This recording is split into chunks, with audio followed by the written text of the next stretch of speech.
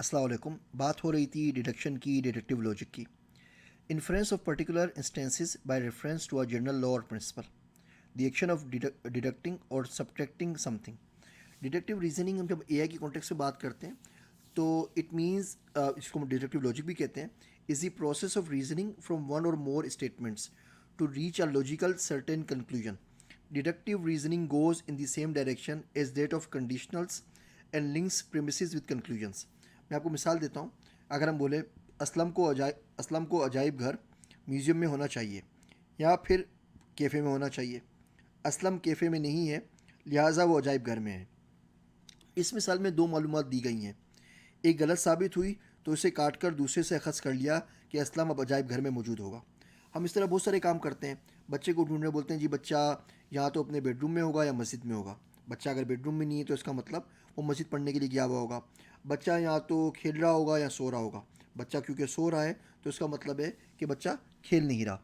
ये डिडक्शन है और इसको हम एआई के अंदर बड़ा एक्सटेंसिवली यूज़ करते हैं. आगे हम जब एआई की एप्लीकेशंस पढ़ेंगे वहाँ पे आप देखेंगे हम डिडक्शन को किस तरीके से कहाँ यूज़ कर रहे होते हैं.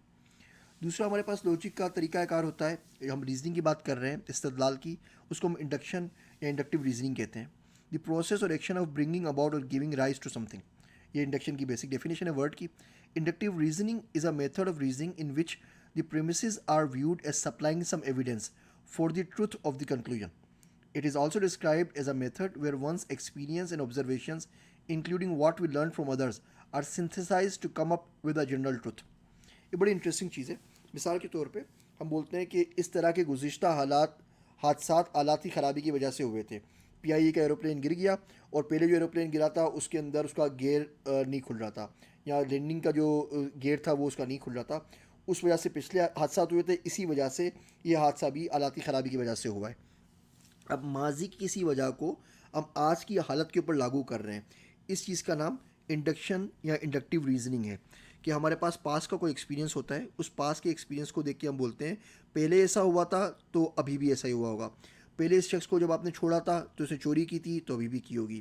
पहले बच्चा स्कूल से भाग गया था तो उसने किसी का सर फाड़ दिया था तो उसने आज भी फाड़ दिया होगा. इस शख्स ने पहले भी यही किया है. वो नहीं कहते कि आपकी रेपुटेशन प्रीसीड्स कि आप एक्चुअली कर क्या रहे हैं. तो बद से अच्छा बदनाम बुरा, वो कौन सी कहावत है. तो होता ये है कि अगर आप एक काम कर रहे हैं, हिस्टोरिकली करते हुए आ रहे हैं, तो लोग बार बार उसी काम को आपसे एसोशिएट करेंगे. और ये सारी की सारी इंडक्शन की हमारी रियल लाइफ में एग्जांपल्स हैं. अगली वीडियो के अंदर हम प्रॉब्लम सॉल्विंग की बात करते हैं.